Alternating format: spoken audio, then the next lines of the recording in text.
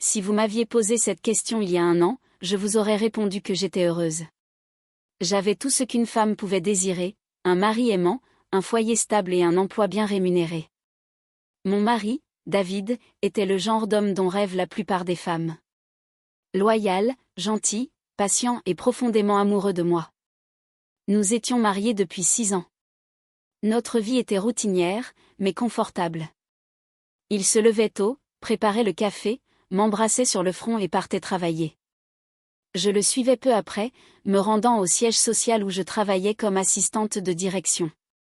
Pour les étrangers, notre mariage était parfait, mais la perfection est souvent une illusion. Au fil du temps, quelque chose en moi a commencé à changer. Je ne savais pas vraiment quoi, mais je me sentais agitée. Ce n'était pas que je n'aimais pas David, au contraire. Mais notre relation était devenue prévisible, les mêmes conversations, les mêmes projets pour le week-end, tout était toujours pareil. Et puis il y avait mon patron, Monsieur Daniels. Monsieur Daniels, c'était un homme qui attirait l'attention. Pas seulement à cause de son apparence, même s'il était indéniablement beau. C'était quelque chose de plus profond, d'intangible, une présence qui faisait taire les gens lorsqu'il entrait dans une pièce, une assurance naturelle comme si le monde avait été façonné pour lui. Ses costumes sur mesure lui allaient à la perfection et dégageaient une impression de puissance. Sa voix, riche et posée, imposait le respect sans qu'il ait besoin d'élever le ton. Il n'était pas seulement beau, il était puissant. Le genre de pouvoir qui n'avait pas besoin d'être annoncé, c'était dans la façon dont les gens gravitaient autour de lui, suspendus à ses lèvres, attendant son approbation. Il pouvait prendre des décisions qui changeaient des vies d'un simple signe de tête, et il n'hésitait jamais. Il marchait avec détermination, dégageant une domination tranquille qui poussait les autres à s'écarter. Quand il parlait, les gens ne se contentaient pas d'écouter, ils absorbaient, ils obéissaient, ils recherchaient sa validation. Confiant, charismatique, imparable, il occupait toute la pièce dès qu'il y entrait, et les gens l'écoutaient quand il parlait. Il y avait quelque chose d'enivrant à être près d'un homme comme lui. Sa façon d'être, la manière dont il imposait le respect sans l'exiger. J'avais observé comment les autres hommes et femmes confondus essayaient de l'impressionner, aspirant à obtenir ne serait-ce qu'une fraction de son attention. Et pourtant, d'une manière ou d'une autre, c'était moi qui l'avais. Il était le PDG de l'entreprise, même si je n'étais que son assistante, il me donnait l'impression d'être la personne la plus importante dans la pièce. Il ne m'a jamais ignoré comme les autres le faisaient. Il ne m'a jamais traité comme si je n'étais qu'un rouage parmi d'autres dans la machine. Ses compliments n'étaient ni vides ni routiniers. Ils semblaient personnels, délibérés, comme s'il voyait en moi quelque chose que personne d'autre ne voyait. « Tu es brillante, Ava », disait-il après un rapport bien fait, ses yeux s'attardant sur les miens une seconde de plus que nécessaire. « Je ne sais pas ce que je ferais sans toi. » Et chaque fois qu'il disait cela, mon cœur me trahissait un peu plus. Au début, je n'y prêtais pas attention, un compliment ici, une remarque là. C'était inoffensif, n'est-ce pas? Les gens se complimentaient tout le temps, et c'était mon patron. Il était juste gentil. Il appréciait simplement mon travail. C'est ce que je me disais. C'est ce que je voulais croire. Ce n'était qu'un compliment, n'est-ce pas? Mais ensuite, les compliments sont devenus plus fréquents. Ils ne concernaient plus seulement mon travail, cette couleur te va à ravir, Ava. Tu as l'esprit le plus vif de ce bureau, et le plus beau sourire. Au début, j'en ai ri, de simples flatteries polies. Mais ensuite sont venus les regards insistants. La façon dont ses yeux me cherchaient dans une pièce bondée et retenaient mon regard un peu trop longtemps. La façon dont son toucher s'attardait, un bref effleurement de mon bras, une main qui me guidait dans le creux du dos lorsque nous entrions dans les salles de réunion. Puis sont venus les messages. Au début, ils concernaient le travail. Rien d'inhabituel. Mais ensuite, tard dans la nuit, mon téléphone s'illuminait, j'espère que tu es bien rentré chez toi. Tu t'es bien débrouillé lors de la réunion aujourd'hui. Je suis fière de toi. J'aimerais pouvoir te parler maintenant. Chaque message érodait le mur que j'aurais dû ériger. Chaque regard, chaque contact, chaque mot brouillait les limites qui auraient dû être claires. J'aurais dû ignorer tout cela. J'aurais dû me dire que rien de bon ne pouvait en sortir, que j'étais une femme mariée, qu'aucun charme ni aucune attention ne valait la peine de risquer tout ce que j'avais. J'aurais dû fixer des limites, mais je ne l'ai pas fait. Je me suis laissé bercer par la chaleur de son attention. Je me suis laissé croire que c'était innocent, que je contrôlais la situation, que je pouvais gérer cela.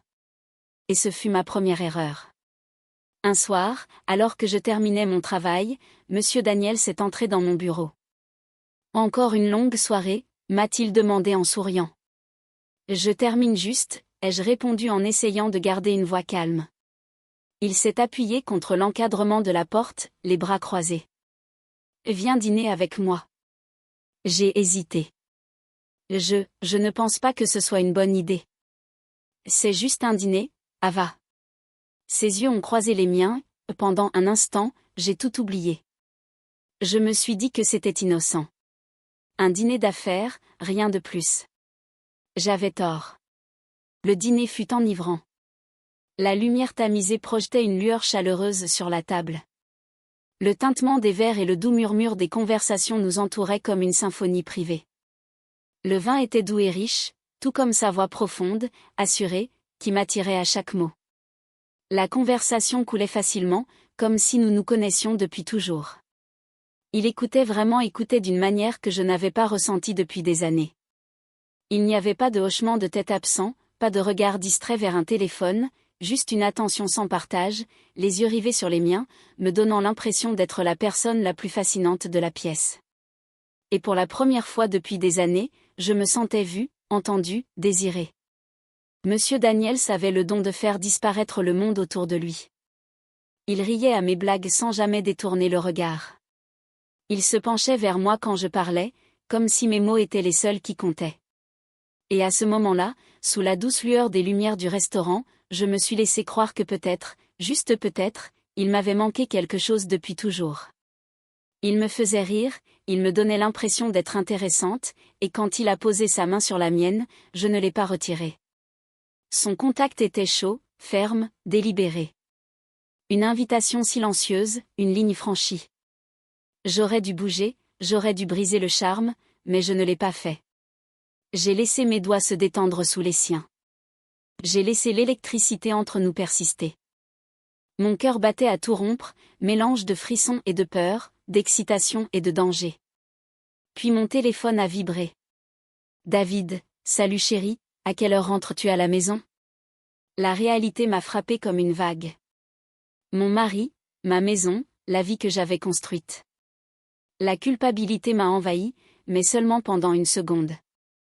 Car avant que je puisse réfléchir, avant que je puisse laisser ce sentiment s'installer, j'ai fait quelque chose que je n'aurais jamais imaginé faire. J'ai mis mon téléphone en mode silencieux. Je me suis dit que ce n'était qu'une nuit. Une nuit pour me sentir désirée. Une nuit pour me sentir vivante. Une nuit qui allait me coûter tout ce que j'avais. Je ne sais pas quand j'ai pris cette décision.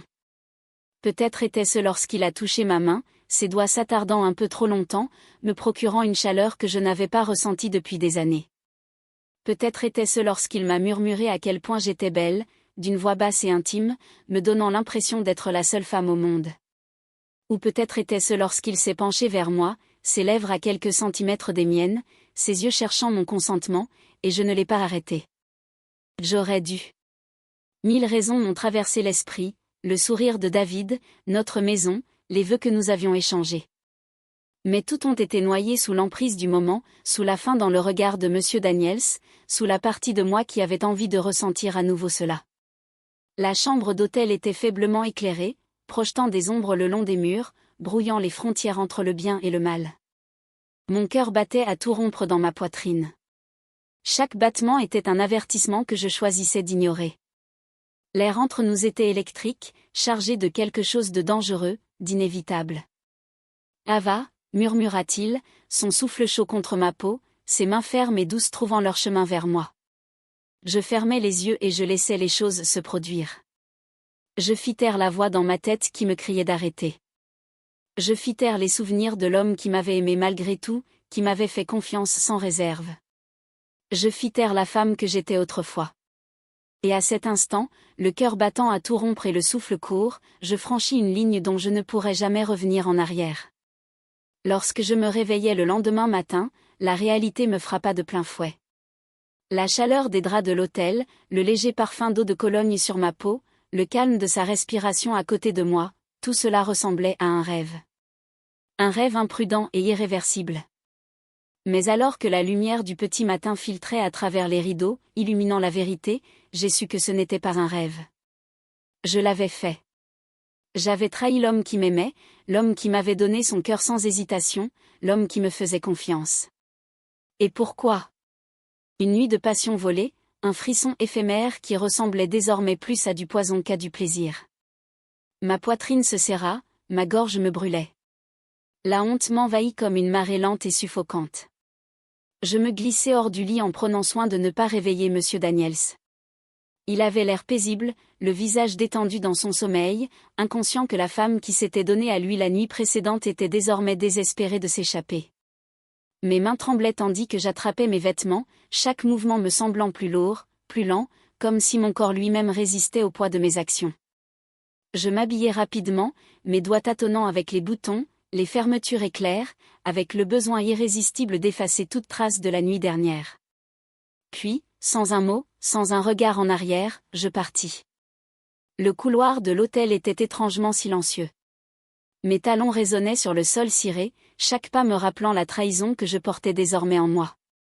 La descente en ascenseur me parut interminable. Lorsque je sortis, l'air matinal me frappa comme une gifle. Il était trop lumineux, trop réel. Quand je suis arrivée à la maison, David était déjà au travail. Le soulagement et le regret s'entremêlaient en moi, se transformant en quelque chose d'insupportable. Je suis entrée dans notre chambre, mon sanctuaire, mon foyer, l'endroit où je m'étais autrefois sentie en sécurité, aimée, entière.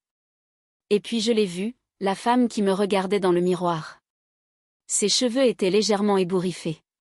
Ses yeux, autrefois pleins de chaleur, semblaient vides, hantés.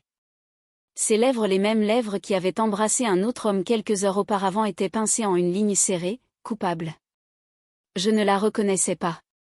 C'était une étrangère, une femme qui avait fait un choix qu'elle ne pourrait jamais revenir en arrière. Une femme qui avait troqué la confiance contre la tentation, l'amour contre la luxure. Une femme qui avait tout et qui venait de tout gâcher. Je me suis dit que je pouvais passer à autre chose, que je pouvais faire comme si rien ne s'était passé, mais la culpabilité était insupportable. David a remarqué mon changement presque immédiatement. « Tout va bien ?» m'a-t-il demandé un soir alors que nous étions allongés dans notre lit. « Oui, c'est juste le stress du travail », ai-je menti. Un autre mensonge, et encore un autre. Jusqu'à ce que j'aie tissé toute une toile de mensonges. J'aurais dû couper tous les liens avec M. Daniels. La partie logique de mon esprit le savait. Je savais que continuer sur cette voie dangereuse ne mènerait qu'à plus de souffrance et de destruction. Mais le problème, c'est que je ne pouvais pas. Je ne pouvais pas m'éloigner de l'homme qui m'avait accordé son attention alors que je me sentais invisible. Je ne pouvais pas résister au frisson de son contact, à l'étincelle qui me faisait me sentir vivante comme je ne l'avais pas été depuis des années. Je me suis dit que j'arrêterais, que je choisirais mon mariage avant tout. Mais chaque fois que je le voyais, chaque fois que j'entendais sa voix, c'était comme si quelque chose en moi se brisait un peu plus. Mais je ne l'ai pas fait. Je n'ai pas rompu les liens. La liaison a continué, des rendez-vous secrets dans les coins sombres des restaurants, des chuchotements dans les couloirs après le travail, des moments volés où le temps semblait s'être arrêté, où le monde extérieur n'existait plus et où seuls nous comptions. Le frisson que cela me procurait me donnait l'impression de vivre dangereusement, d'être invincible. Et chaque baiser volé, chaque caresse, chaque regard semblait me rassurer sur le fait que j'étais toujours désirée, toujours voulue, que j'avais toujours de la valeur. Je savais que c'était mal. Je savais que cela faisait du mal à David. Mais je continuais à me dire que je pouvais gérer la situation, que je pouvais la contrôler, que je pouvais équilibrer ma vie entre deux mondes, celui avec David et celui avec M. Daniels. Je me mentais à moi-même, me convainquant que je ne faisais rien d'irréversible, jusqu'à la nuit où David l'a découvert. Je me souviens très bien de cette nuit-là. Je rentrais tard, essayant de me faufiler sans le réveiller. Mais quand j'ai ouvert la porte, je l'ai vu debout, les yeux brûlants d'une intensité que je n'avais jamais vue auparavant. Le silence dans la pièce était suffocant et j'ai senti un frisson me parcourir l'échine. « Où étais-tu » m'a-t-il demandé d'une voix basse, mais avec une pointe d'agressivité que je n'avais jamais entendue auparavant. J'aurais pu mentir. J'aurais pu inventer une excuse, mais la vérité était déjà écrite dans l'air entre nous, dans la tension qui crépitait autour de nous. Il savait.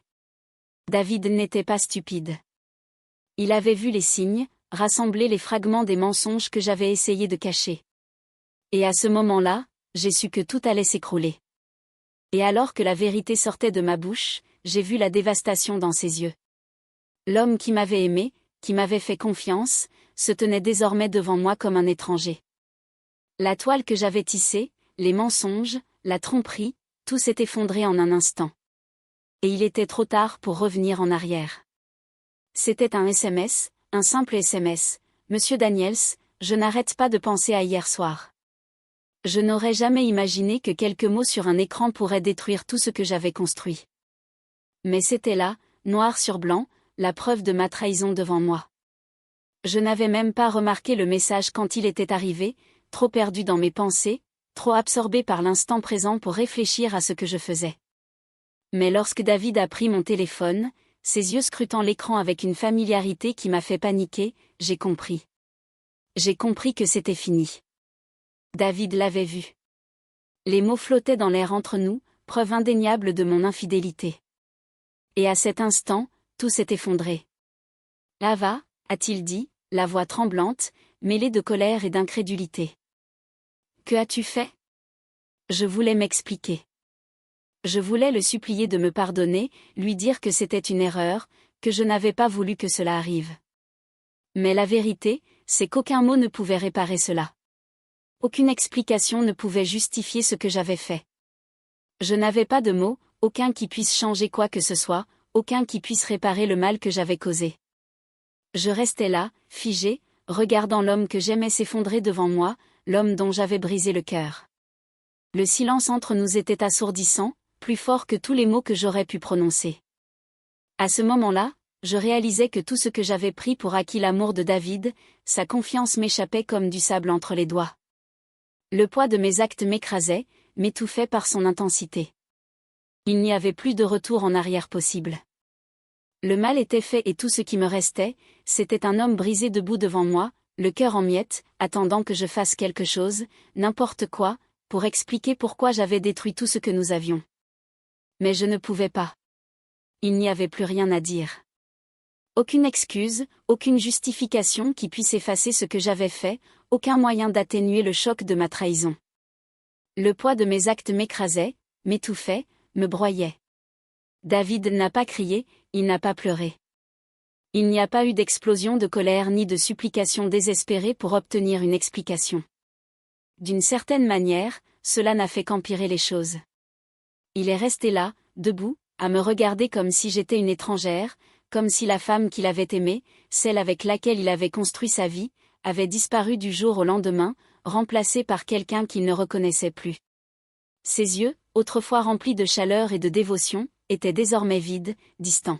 « Je te faisais confiance », murmura-t-il d'une voix rauque et brisée.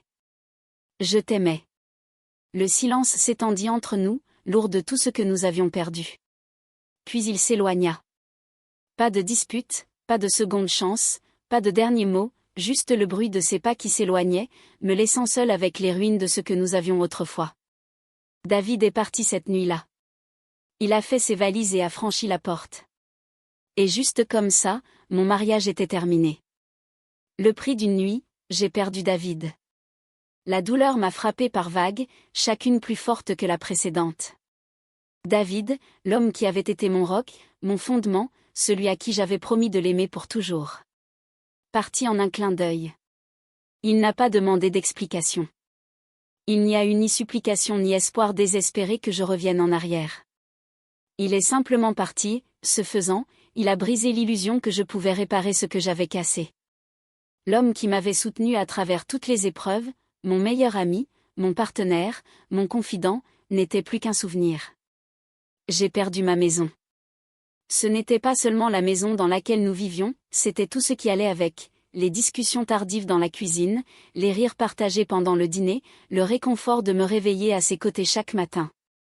La vie que nous avions construite ensemble s'était évanouie en un instant. Et même si j'essayais de me convaincre que je pouvais passer à autre chose, je ne pouvais échapper au vide qui m'entourait désormais. L'endroit où l'amour avait autrefois prospéré ressemblait désormais à une coquille froide et désolée. Je me souviens m'être tenu dans l'embrasure de la porte de notre chambre, le lit qui était autrefois un sanctuaire me rappelant désormais tout ce que j'avais détruit. Les murs ne reflétaient plus la chaleur des moments partagés. Au contraire, ils résonnaient de silence. Et c'est dans ce silence que j'ai réalisé que je n'avais plus rien. Et bientôt, j'ai également perdu mon emploi. Au début, je ne pensais pas que cela arriverait. Après tout, j'avais été un atout pour l'entreprise et M. Daniels avait toujours fait l'éloge de mon travail. Mais lorsqu'il m'a exclu des réunions, lorsqu'il a cessé de me reconnaître, j'ai compris. J'ai compris que je n'étais plus qu'une ombre à ses yeux. Car M. Daniels, il était déjà passé à autre chose.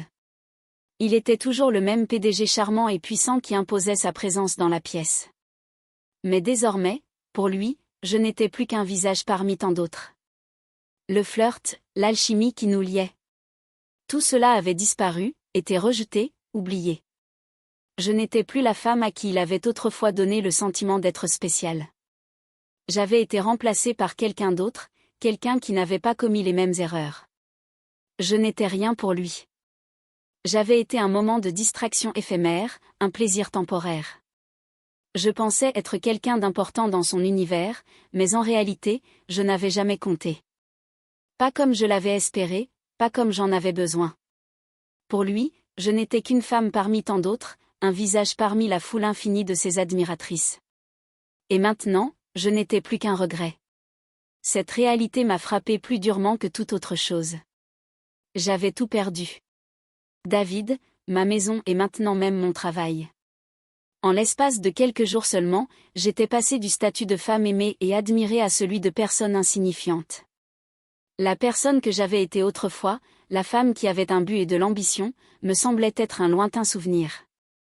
Et tout cela, tout ce que j'avais perdu, était dû à une seule nuit, une seule erreur. Et maintenant, je devais en assumer les conséquences, seule, sans emploi, vide. J'avais tout perdu. Et pourquoi? Une seule nuit. J'ai contacté David. Je ne sais même pas pourquoi je l'ai fait. Peut-être par espoir, peut-être par désespoir. Mais au fond de moi, je savais que je n'avais plus rien à perdre. Mes doigts flottaient au-dessus de l'écran de mon téléphone, tapant et effaçant, tapant et effaçant. J'ai rédigé le message parfait, des excuses qui devaient exprimer tout le remords, toute la culpabilité, tout le regret que je ressentais. Je l'ai envoyé, le cœur battant à tout rompre. Il n'a pas répondu.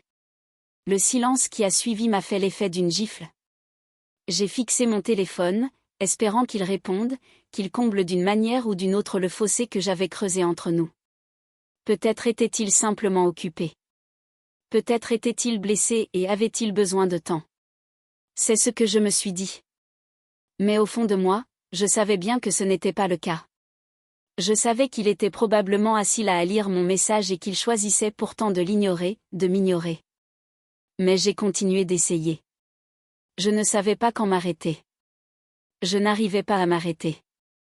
J'ai envoyé un autre message, puis un autre. Chacun plus suppliant que le précédent, chacun implorant un pardon que je savais ne pas mériter. Je savais que mes messages n'étaient que des mots vides, creux, qui ne pouvaient pas effacer ce que j'avais fait. Mais je les envoyais quand même, dans l'espoir d'un signe qui me montrerait qu'il tenait toujours à moi, dans l'espoir d'un miracle qui nous réunirait à nouveau. Mais la vérité, c'est que peu importe le nombre de fois où je l'ai contacté, peu importe le nombre de fois où j'ai mis tout mon cœur dans ces messages, cela n'avait aucune importance. Il ne reviendrait pas. Il était déjà parti et j'étais celle qui restait, s'accrochant aux vestiges de quelque chose qui avait déjà disparu. Et au fil des jours qui passaient sans réponse, j'ai réalisé que mes efforts, mes excuses, mes regrets ne signifiaient rien. Il était passé à autre chose et j'étais toujours coincée dans les décombres de mes propres erreurs. Quelques mois plus tard, David a accepté de me rencontrer. Je ne te déteste pas, m'a-t-il dit, mais je ne peux pas te pardonner non plus. Et tout à coup, j'ai compris, il ne reviendrait jamais. Un nouveau départ, mais jamais vraiment libre. J'ai pris un nouveau départ, un nouvel emploi, un nouvel appartement, une nouvelle vie. Ce n'était pas facile, mais c'était nécessaire. J'avais besoin d'échapper aux souvenirs qui me hantaient, de me libérer de la vie que j'avais détruite.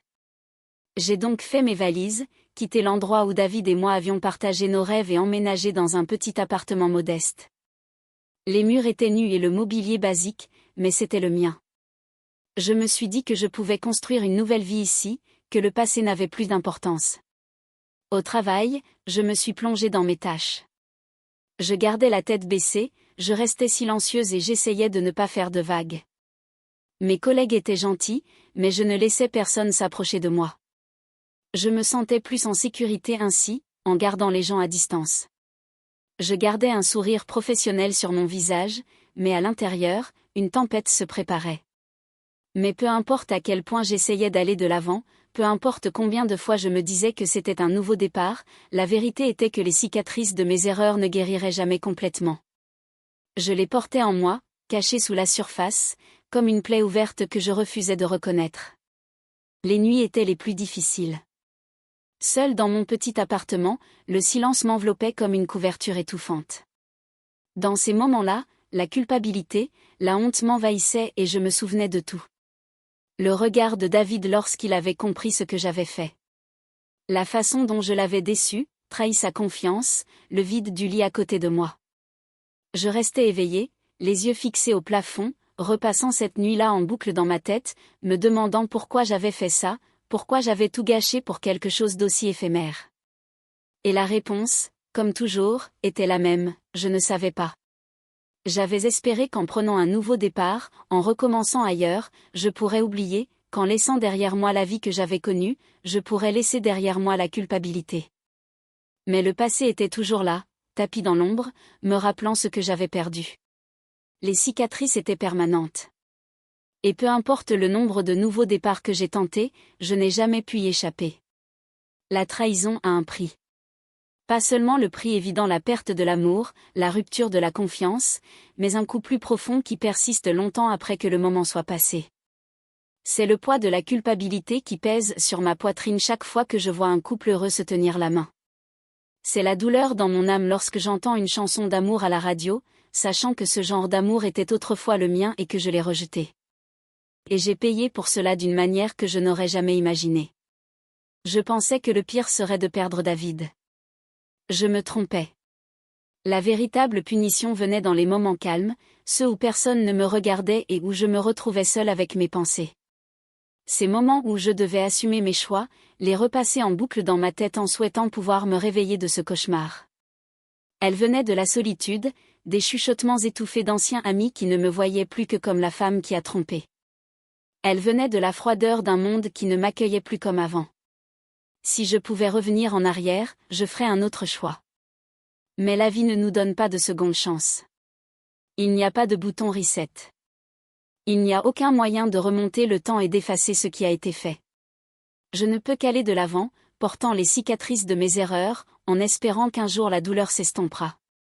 Mais au fond de moi, je sais que certaines blessures ne guérissent jamais complètement. Je me réveille chaque matin dans un lit qui me semble trop grand, dans une maison qui ne me semble plus être mon foyer. Le silence est assourdissant, s'étendant dans les espaces vides où résonnaient autrefois les rires. Je me retourne, tendant instinctivement la main pour ne saisir que les draps froids à côté de moi. Il n'est pas là. Il ne sera plus jamais là. Je vis avec mes choix. Partout où je vais, les souvenirs de mon passé me suivent comme des ombres. Le parfum de David flotte encore dans le placard, fantôme de l'homme qui me tenait autrefois comme si j'étais tout son univers. Les photos encadrées que je chérissais ont disparu, mais leur absence est une blessure qui ne guérit jamais tout à fait. Notre café préféré, nos promenades du week-end, même la façon dont mes doigts tapent automatiquement son nom lorsque je prends mon téléphone, tout me rappelle ce que j'ai perdu. Je vis avec des regrets. Le regret n'est pas seulement une émotion, c'est une prison.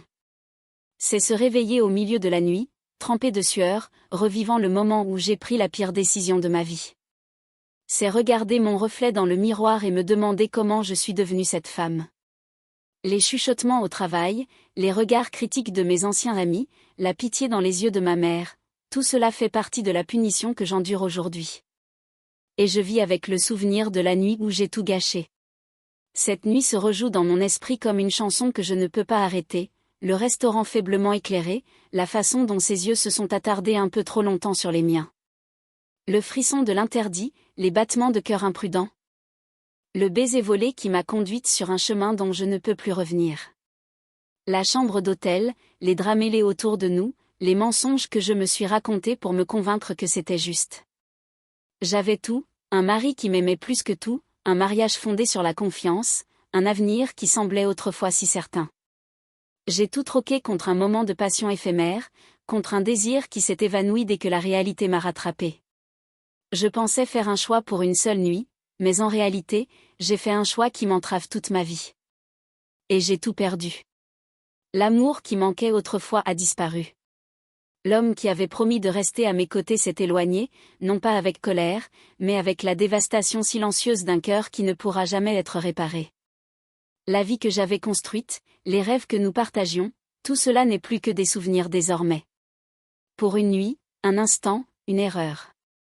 Et maintenant, je marche seule.